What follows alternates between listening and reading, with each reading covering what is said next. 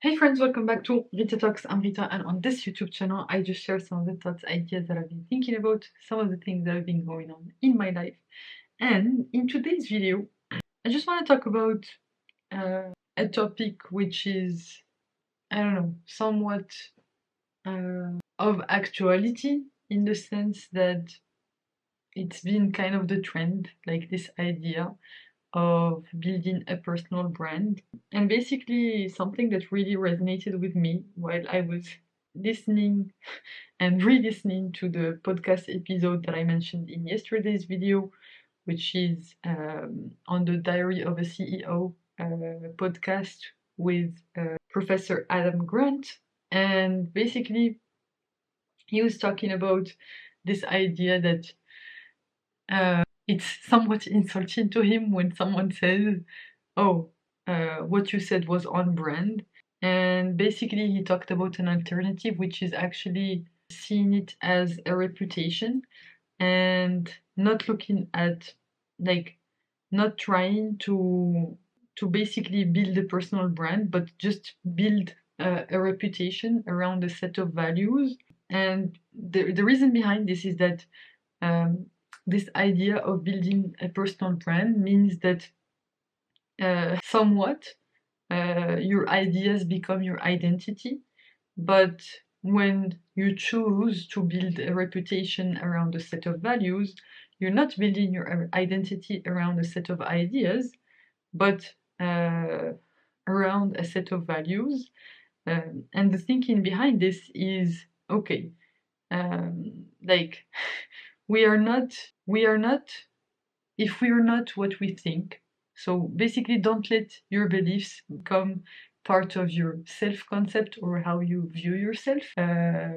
Because basically, when someone attacks what you believe, it's as if they attack you rather than attacking your ideas. And that's where, you know, we face most of the problems in life, and that's where we become really rigid. And we are afraid of disruption. It's because we associate our sense of self with a set of ideas, whereas actually ideas should be more flexible. And basically, we should rather focus on values rather than ideas. So live by values, not by ideas on how to adhere by those values, because your values can be fixed, but your ideas on how to adhere to those values can change because, like, in light of new information. So you have to be flexible and willing to accept new information when your ideas are challenged, uh, because the ultimate goal is to live by the set of values that I was going to say value, but maybe a better word would be that you hold close, or sentence. And basically, he talks about this idea that, like, okay, but if I'm not what I think, then what am I? Well, actually, what you are as a person is what you value. And basically, he goes on to state the difference between beliefs and values, which is beliefs are what you think is true, values are what you think is important. So as long as you stick by what you think is important, um, what you think is true can change in the light of new information, in, like, from learning more about a topic over time, etc. What you think is true can change because we don't always know the truth. We have an approximation of the truth which might not be accurate, and being flexible and being willing to accept when it turns out that our approximation of the truth is false, then we must be willing to pivot so that we can focus on what we think is important. And this is something that really resonated with me, and I think Adam Grant did a great job of articulating these concepts. And with regards to the same topic, And this idea of fame, honestly, from starting this channel, I mean, obviously now, right now, not that many people are subscribed or whatever, and in some sense that's kind of liberating because I don't feel judged, and I can just be myself. But I'm somewhat afraid that if there are more people, that will affect my sense of self, and I'm kind of afraid of the potential impact that it would have on me, on how I view myself in the world, and maybe not a positive impact, because I will become a version of myself that's a reaction to what people think, and I don't want that to be true. I just want to become the version of myself that I dream of becoming, not influenced by what other people think. But then again, you can think my version, like the version of myself that I dream of becoming, is probably shaped by all of my inputs throughout my life. So I'm not sure if that's entirely possible to be able to reach that vision of myself, because that vision of myself is probably shaped by my influences to begin with. So there's not really nothing much that I can do. It's already done, so I can't. It would be somewhat ludicrous to wish for that not to be true, given that it already is. Not sure if that makes sense, but I hope it does. But yeah, like something else that kind of scared me is this idea of privacy. Like, I remember at some point, like one of the videos I had posted, and it's the video that actually I was kind of vulnerable, and like I think it's somewhere, probably something around number 108 or something like this. I don't remember, or like 98. I don't remember. But it was basically this, like a video where I was saying, I think I called it how social media negatively impacts my mood or like my life or something like this. And that video actually, I was quite vulnerable about like my feelings, and it's the video that got the most views out of all of the Rita Talks videos that I had published up until that point. And it was the video that I didn't want to get any views. So like that's kind of like took me aback. Like, just mind you, like it was not that many. But still it kind of scared me to know that people are clicking and watching, and it really did freak me out. Like, oh my god, like what if it's someone who lives on in the same time that I do, and if I'm talking about where I live and where I work and all of that stuff, it's going like to be somewhat like dangerous for me, or like not safe, and I'm putting myself out there, and it's scary and stuff like this. But then today I realized people don't care as much as I think they do, and that's a good thing, because basically how I realized this is that Stephen Bartlett, while I was listening to this episode, I he mentioned that in passing that, oh, I have three other siblings, so he's the last of his siblings and all of that stuff. And I realized this guy is really, really successful. He's more famous than I probably ever hope to be. He's on the BBC, on British television, etc. He has met Prince William. He has done some crazy things. But still, I did not know that he had three other siblings, or maybe he had mentioned it in passing in maybe one of his previous content, but I really had not picked up on that. And it didn't stick with me, even though I have three siblings, and we're a family. Like we are four sisters basically in my family, and there are four siblings in his family too.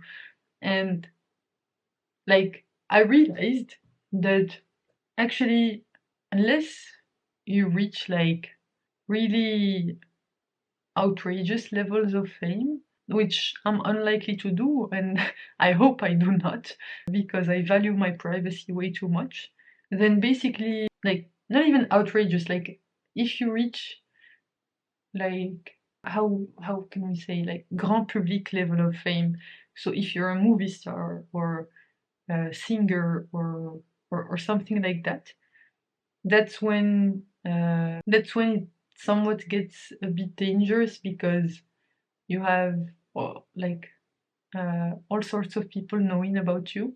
But I think the good thing about this idea of 1000 True Fans by Kevin Kelly is that for someone like me, actually the people that I will attract, they're usually more like me,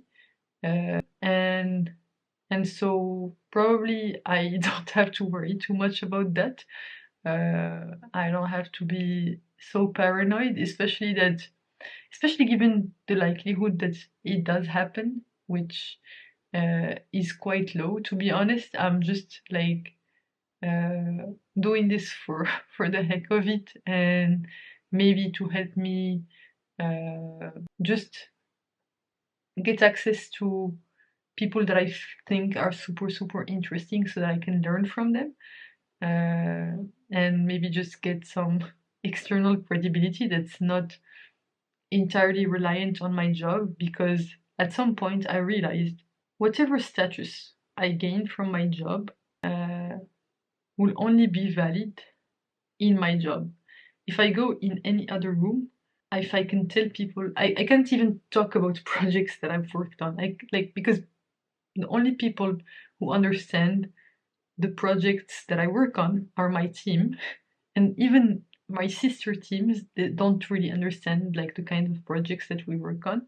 They just know that it's important and deals with lots of financial stuff at my company, but that's all they know about it. And so if my team's sister teams have no idea what I'm working on, how is the outside world supposed to know?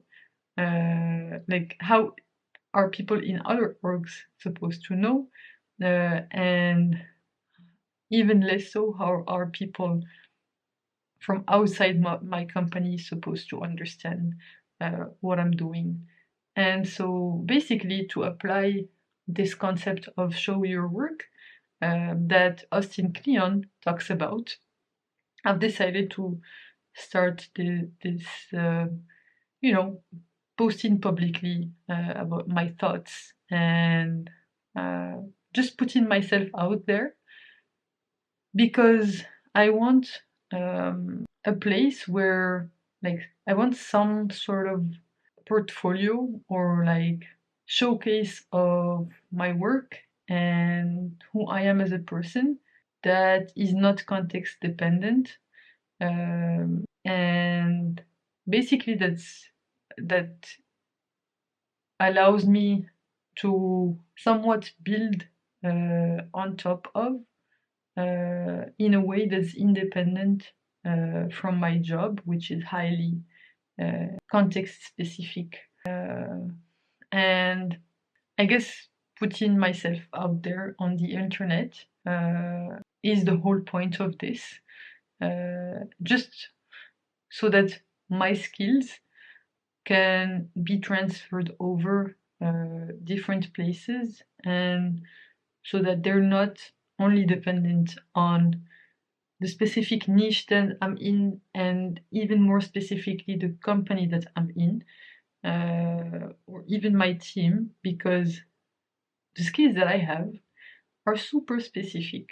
I mean, of course, I have overall engineering skills and mathematical knowledge and like all of that stuff, uh, like first principle stuff in all of these domains. But if you look at my current expertise, it's limited to some freaking niche thing of a niche thing of a niche thing at my company, which is basically like internal system of an internal system that like try to explain that to just someone else at the company, just to someone else in my team.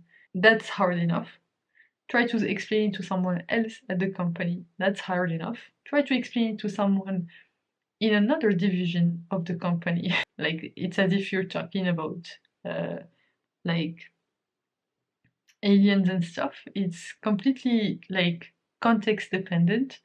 And if people within my company, within my org, do not understand it, I can only imagine people outside, like in other tech companies, will understand it even less. And people who are not in the tech domain will understand it even less. So I'm just like, I think maybe what I'm trying to do is just have some sort of portfolio of my work, even if it's just my thoughts and my life experiences that maybe will help some other people out there. And yeah, just I mean, I know for sure that that's not the only reason that I'm doing it, because this exercise of every day turning on the camera, figuring out what I'm going to talk about, reflecting on my day, reflecting on the things that are going on, being able to talk about my emotions, my thoughts, all of this stuff. I think in and of itself uh, is enriching my life in more ways than I could possibly imagine. A bonus to that is when I go back and edit these videos, and it just gives me so much energy to learn from my past self. And then I remember, oh, that's right, I did that. Oh, that's right, on that day I felt this way. Oh, that's right. The good days are like, there are good days and there are bad days. And I'm able to pick myself up uh, in somewhat of a systematic, automated way. And it's just a feedback loop that hopefully over the long run will genuinely help me, I don't know, explore the boundaries of what I'm capable of and truly learn and achieve, learn and expand the potential that I have as a human being. And all of this stuff, this intrinsic stuff, is more valuable than any external metric that could come from this channel. I would be lying if I said that I didn't want the external metrics to go up, because I do, for some reason. Like maybe my ego does want it. Maybe I'm not really sure why, but I do. It's true. But even if that doesn't, it's still worth it for me to keep going with this. And it's just brought me so much value in my life already. And I think this value will only compound onto itself the longer I do this. Even if the external metrics don't change, and I still have like almost no views on my videos, it still wouldn't matter. Um, so yeah, those are things that I wanted to talk about today. Thanks a lot for tuning in. you can click here to watch my previous video on this channel, so the one right before this one, or you can click here to watch my latest video on the channel overall. Thanks again for tuning in today. I hope you have a fantastic rest of the day, night, whichever time of day it is, where you are right now. Bye for now, and I'll hopefully see you in the next one. Bye bye!